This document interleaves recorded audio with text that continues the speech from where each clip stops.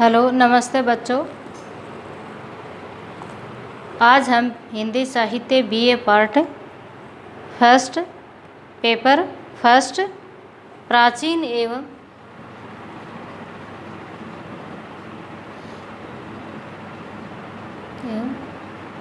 मध्यकालीन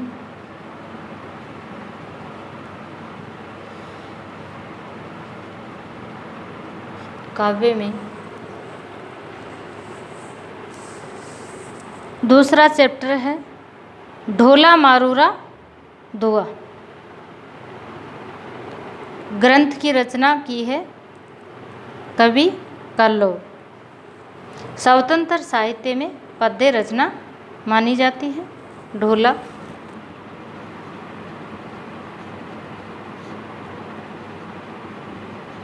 मारूरा दुआ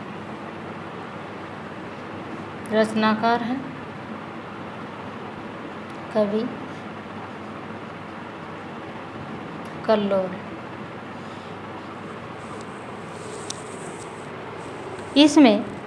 इस ग्रंथ में गागरोन के शासक ढोला व मारवण के प्रेम प्रसंग का वर्णन किया गया है। ढोला मारूरा दुआ 11वीं शताब्दी में रचित एक लोक भाषा काव्य है। मूलतः दोहों में रचित है। इसमें दोहे का छंद का प्रयोग किया गया है। इस लोक काव्य को 17वीं शताब्दी में कुशल राय वाचक ने कुछ चौपाइयाँ जोड़कर विस्तार कर दिया। इसमें ढोला और राजकुमारी मारू की प्रेम कथा का वर्णन है। ढोला मारू की कथा राजस्थान की अत्यंत प्रसिद्ध कथा मानी जाती है, जो लोक गाथा है। ढोला मारूरा दुआ यह आदिकालीन स्वतंत्र साहित्य की रचना है और इनके संपादक हैं श्री राम सिंह, सूर्य किरण पारिक, नरोत्तम स्वामी। जो मूल कथा है वो इस प्रकार है। मूल कथा पुंगल देश का राजा अपने यहाँ अकाल पड़ने पर नरवर राज्य आता है। यहाँ वह अपनी बेटी मारू का विवाह नरवर के राजकुमार ढोला के साथ उस समय राजकुमार ढोला से करता है। उस समय ढोला की उम्र 3 और मारू की उम्र 1.5 वर्ष थी। सुकाल आने पर पुंगल का राजा परिवार सहित अपने महल लौट जाता है। कई वर्ष बीत जाते हैं। ढोला बचपन के विवाह को भूल जाता है। वहाँ से आने के बाद वह दूसरा विवाह मालवणी से कर लेता है। मालवणी को अपनी सौतन मारू और उनकी सुंदरता का किस्सा मालूम था, इसीलिए वह पुंगल से आया हुआ कोई भी संदेश वो ढोला तक नहीं पहुंचने देती थी, बीच में ही उनको रोक देती थी। उधर मारू एक रात सपने में ढोला को देखती है। उसके बाद उनका बाल विवाह हुआ था। उनके बाद उनके जी को चैन नहीं मिलता है।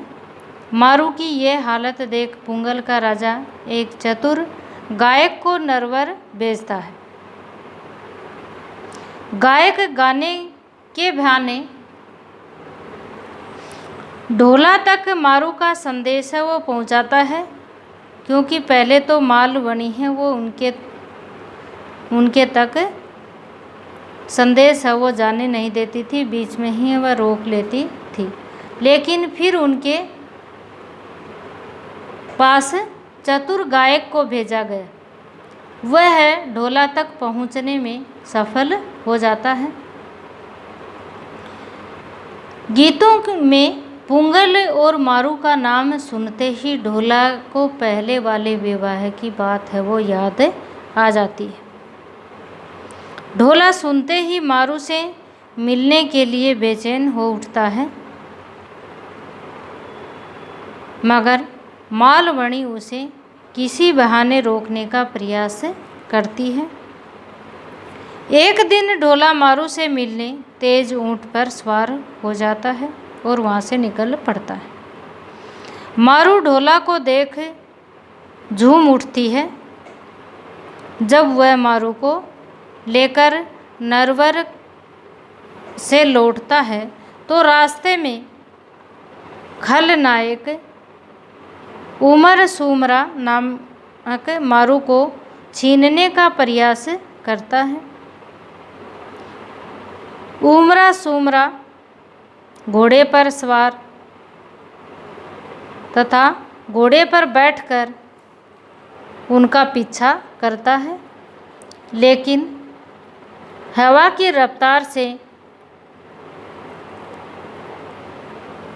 ऊंट दौड़ता है। ढोला उनके हाथ नहीं आता है, वह निकलने में सफल रहता है। नरवर लौटकर वह मालवणी को भी बना लेता है। अंततः ढोला मारू वह मालवणी के साथ खुशी खुशी से रहता है। धन्यवाद।